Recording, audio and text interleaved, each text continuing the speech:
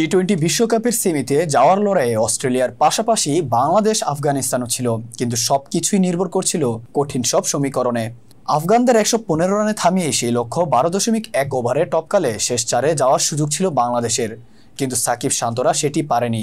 এক প্রান্ত আগলে রেখেও বাংলাদেশকে জেতাতে পারল না লিটন, বরং রুদ্ধশ্বাস ম্যাচে বৃষ্টি আইনে বাংলাদেশকে ৮ রানে হারিয়েছে আফগানিস্তান। এতে প্রথমবারের মতো সেমিফাইনালে যাওয়ার গৌরব অর্জন করেছেন রশিদ খানের দল। বাংলাদেশের হারে সেমিফাইনালের আগেই ছিটকে গেল অস্ট্রেলিয়াও। রান তাড়া করতে নেমে সেমিফাইনালে যাওয়ার সমীকরণ মেলানোর মতো ব্যাটিং করছিল বাংলাদেশ। তানজিম তামিম শুরুতে ফিরে গেলেও লিটনের কার্যকরী ব্যাটিংয়ে নাগালের মধ্যেই ছিল বাংলাদেশ, কিন্তু শান্ত সাকিবের আউটের পর মাহমুদুল্লাহর খামখেয়ালি ব্যাটিংয়ে ভুগতে হয়েছে দলকে, যার চাপ এসে পড়ে পরের ব্যাটারদের কাঁধে। তাওহিদ হৃদয় চেষ্টা করেছিলেন সেমির সমীকরণ মাথায় রেখেই, তবে টাইমিং গড়মিলে ৯ বলে ১৪ রান করে হৃদয় আউট রশিদ খানের বলে বাউন্ডারির কাছে ক্যাচ দিয়ে। এর পরপরই সেমির দৌড় থেকে ছিটকে যায় বাংলাদেশ।